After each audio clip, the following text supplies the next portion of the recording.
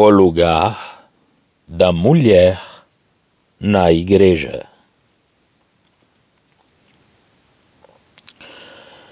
Nestes dias em que os movimentos feministas estão proliferando por todos os cantos, e quando as mulheres estão assumindo, cada vez mais, papéis de liderança em todas as áreas da vida, o lugar das mulheres cristãs nas assembleias locais é verdadeiramente distintivo. Consideraremos o assunto sob 3 aspectos. 1. O seu serviço. 2. O seu silêncio. 3. A sua submissão. 1. O seu serviço. As mulheres cristãs sempre realizaram muitos serviços valiosos em conexão com as assembleias. Na verdade, não é exagero dizer que as assembleias não seriam o que são, nem poderiam realizar o que fazem sem as irmãs. Sem tentarmos avaliar a importância relativa das várias esferas de serviço nas quais as irmãs ministram, alistemos algumas delas. Frequência. Em muitas assembleias, se não em todas, a frequência às reuniões baixaria pelo menos 50% se as irmãs estivessem ausentes. O efeito prejudicial de tal perda pode ser facilmente imaginado. Suporte financeiro. Ninguém a não ser o Senhor sabe perfeitamente quem realmente contribui e o que dão. Mas podemos facilmente assumir que uma grande porção do suporte financeiro para a obra do Senhor provém das irmãs, particularmente das mulheres solteiras que trabalham fora de casa. Isto será revelado, reconhecido e recompensado no tribunal de Cristo. Marcos 12, de 41 a 44, Mateus 6, 3 e 4.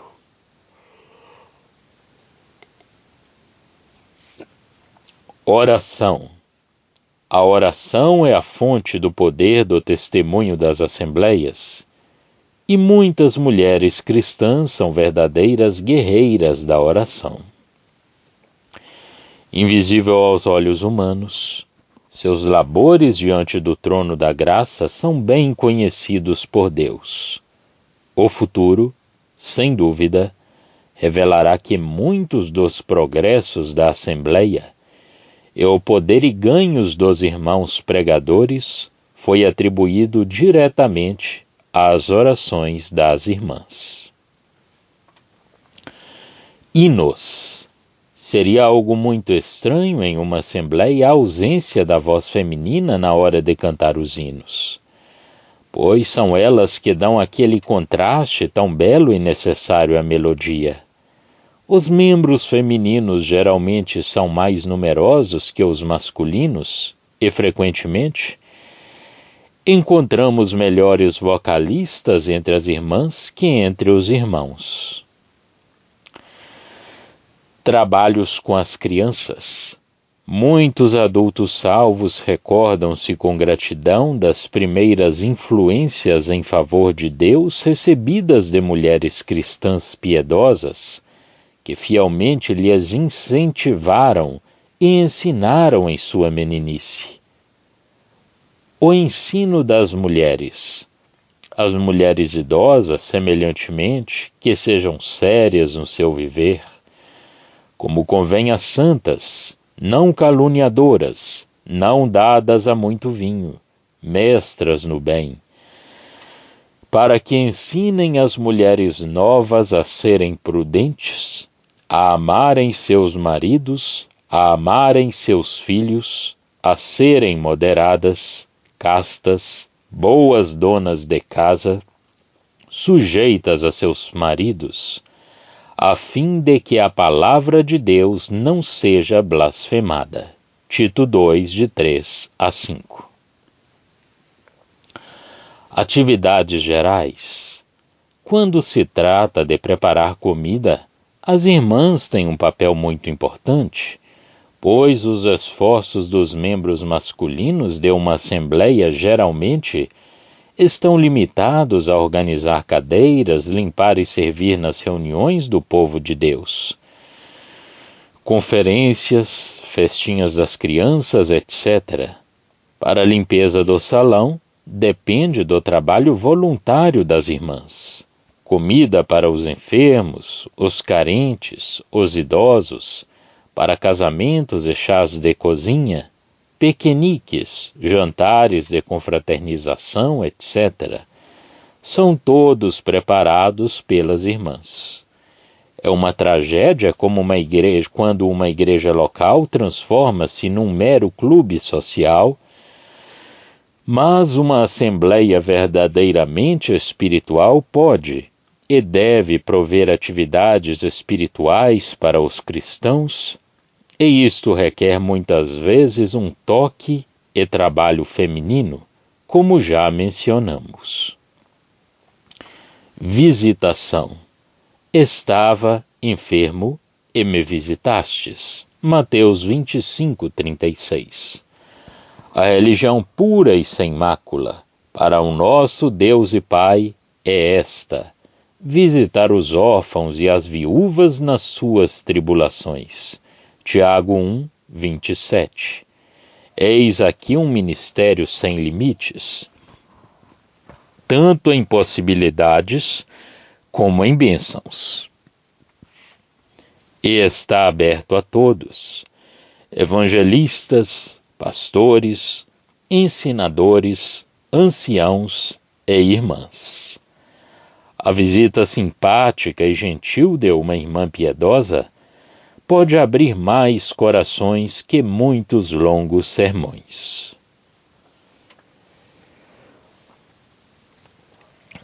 Dois. O seu silêncio. Após este breve sumário da multiplicidade do serviço das irmãs na assembleia local, e muito mais ainda poderia ser dito, poderá chegar como uma surpresa àqueles que, não acostumados com os princípios e práticas das assembleias neotestamentárias, saber que, nas reuniões da igreja, as mulheres permanecem silenciosas. Elas não oram publicamente, nem pregam em reuniões onde os homens estão presentes. Isto, obviamente, é obediência às instruções claras estabelecidas pelas Escrituras. Conservem-se as mulheres caladas nas igrejas, porque não lhes é permitido falar, mas estejam submissas, como também a lei o determina. 1 Coríntios 14, 34. A mulher aprenda em silêncio, com toda a submissão, e não permito que a mulher ensine. 1 Timóteo 2, 11 e 12. Para a mulher é vergonhoso falar na igreja. 1 Coríntios 14, 35. Aqueles que recusam submeter-se a este ensino claro da palavra de Deus têm feito enormes esforços para evitar estas imposições.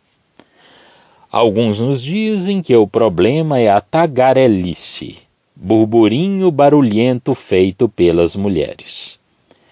Embora tal tipo de conduta jamais devesse ser permitida, pois mancharia a reunião dos santos em qualquer época, este não é o significado aqui. A palavra grega traduzida falar é a mesma nas 21 vezes em que é usada neste capítulo, inclusive na instrução. Tratando-se de profetas, falem, tagarelem, apenas 2 ou 3. Verso 29. Extremo dos absurdos. Alguns já tentaram transformar o silêncio do versículo 34 numa proibição contra as mulheres falarem em línguas, mas isso não cabe no contexto. E seria uma redundância, uma repetição desnecessária das instruções nos versículos 27 e 28. Um dos frutos amargos produzidos pela negação atual nos círculos neoevangélicos da inerrância das Escrituras é a tentativa feita por alguns autores de contrariar Paulo em suas instruções sobre as mulheres, dizendo que seus ensinos contradizem as palavras do Senhor sobre o mesmo assunto. Para cristãos que creem na Bíblia, este argumento enganador não tem nenhum peso, já que a inspiração verbal e a inerrância descartam quaisquer declarações contradizentes. A declaração em Gálatas 3:28, nem homem nem mulher, porque todos vós sois um em Cristo Jesus, tem sido extraída completamente de seu contexto e aplicada à força à participação feminina nos cultos da igreja. Mesmo uma leitura superficial da passagem em Gálatas indica claramente que o assunto em discussão é filiação na família de Deus e não serviço na Assembleia. A salvação não é afetada pelas distinções raciais, sociais ou sexuais. Há uma salvação comum a todos, Judas 3. E as bênçãos espirituais que são nossas em Cristo, Efésios 1:3, são propriedade de todos igualmente. Mas, na igreja, obviamente, temos homem e mulher. Caso contrário, as exortações aos maridos e esposas não teriam qualquer significado. Veja Efésios 5, de 22 a 33.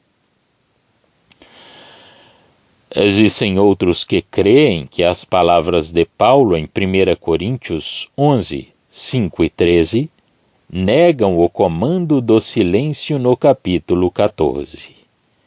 Nestes versículos lemos: toda mulher, porém, que ora ou profetiza com a cabeça sem véu, desonra a sua própria cabeça. Verso 5. Julgai entre vós mesmos. É próprio que a mulher ore a Deus sem trazer o véu? Verso 13. Mesmo que analisemos o texto desprezando a sua inspiração, ainda assim será evidente a qualquer pessoa pensante que Paulo era sábio demais para escrever uma coisa e logo após deliberadamente contradizer-se a si próprio. Mas ambas as declarações, nos capítulos 11 e 14, são os ditos inspirados de Deus e, portanto, ambos corretos. A resposta à aparente contradição é que no capítulo 11 Paulo não está escrevendo sobre quem pode orar e profetizar, como o faz no capítulo 14. Veja 14, 15, 27, 28, 29, 30, 32, 35. O assunto objeto em 1 Coríntios 11, de 1 a 16, é liderança. A ordem divina é Deus, Cristo, homem, mulher. Verso 3. Como a mulher não está no lugar de liderança, quando o homem está presente na assembleia, ela deve usar uma cobertura sobre sua cabeça. Verso 10. Descobrir sua cabeça e usurpar o lugar do homem é desonrar sua cabeça, o homem. Verso 5. O versículo 5, então, não tem o propósito de conceder à mulher cristã o privilégio de orar ou profetizar nas reuniões da igreja, mas, pelo contrário, tem a intenção de mostrar a incongruência de uma mulher deixar a posição de silêncio e sujeição dada a ela por Deus e aparecer diante dele com a cabeça descoberta. A verdade acima é esclarecida ainda mais em 1 Timóteo 2, onde lemos: a mulher aprenda em silêncio, com toda a submissão. E não permito que a mulher ensine, nem que exerça autoridade sobre o marido. Esteja, porém, em silêncio. Versos 11 e 12. É significativo que a palavra para marido ou homem, no grego, no versículo 12, como também no versículo 8, seja a palavra para varão, homem, enquanto que nos versículos 1, 4, 5 é humanidade, incluindo tanto o homem como a mulher. Assim, o versículo 8 lê: quero, portanto, que os varões orem em todo lugar. 3. A sua submissão. Nestes dias, quando o movimento dos direitos iguais está cada vez mais envolvido com o status da mulher, até mesmo a simples menção da palavra submissão toca um nervo sensível por todo o mundo feminino. Mas, afinal de contas, não é o que o mundo diz, mas o que a palavra diz que deveria governar e guiar o pensamento das mulheres cristãs. E o que ela diz? A mulher aprenda em silêncio, com toda a submissão. 1 Timóteo 2, 11.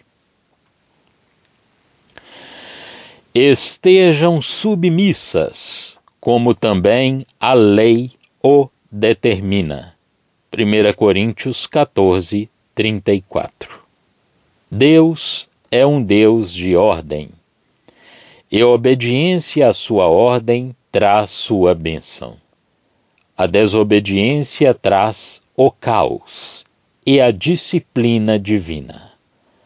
No assunto de liderança, com sua inerente autoridade, como já vimos, a ordem divina é claramente declarada em 1 Coríntios 11, 3. Quero, entretanto, que saibais ser Cristo o cabeça de todo homem, e o homem o cabeça da mulher, e Deus o cabeça de Cristo. A declaração final deste versículo claramente indica 2 pontos importantes. Primeiro, sujeição não significa subjugação forçada, mas submissão por livre escolha. Pelo propósito da redenção do homem, Cristo livremente escolheu submeter-se em todas as coisas à vontade do Pai. e assumir o lugar de obediência do servo. Porque eu desci do céu, não para fazer a minha própria vontade, e sim a vontade daquele que me enviou. João 6:38. Que exemplo perfeito para todas as mulheres cristãs.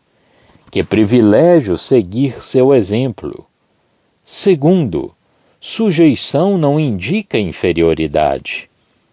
Embora assumindo a forma do servo, Filipenses 2:7, e vivendo uma vida de obediência perfeita e dependência do Pai, Cristo não era de maneira alguma inferior ao Pai durante sua vida de sujeição na terra. Ele era sempre Deus. Ao aceitar o lugar de sujeição à liderança do homem, as mulheres cristãs recebem a alta honra de emular o Filho de Deus. E ao fazê-lo, demonstram aos observadores angelicais a restauração da ordem divina de liderança que havia sido violada pela presunção de Lúcifer. Isaías 14, de 12 a 15, e pela desobediência de Adão e Eva. Gênesis 3. Portanto, deve a mulher, por causa dos anjos, trazer véu na cabeça, como sinal de autoridade. 1 Coríntios 11:10. A posição assumida pelas assembleias neotestamentárias, que se conduzem pelos ensinamentos das Escrituras, é que ter mulheres na posição de pregadores, pastores, ensinadores ou anciãos, ou qualquer outra posição de autoridade na igreja, está fora da vontade de Deus.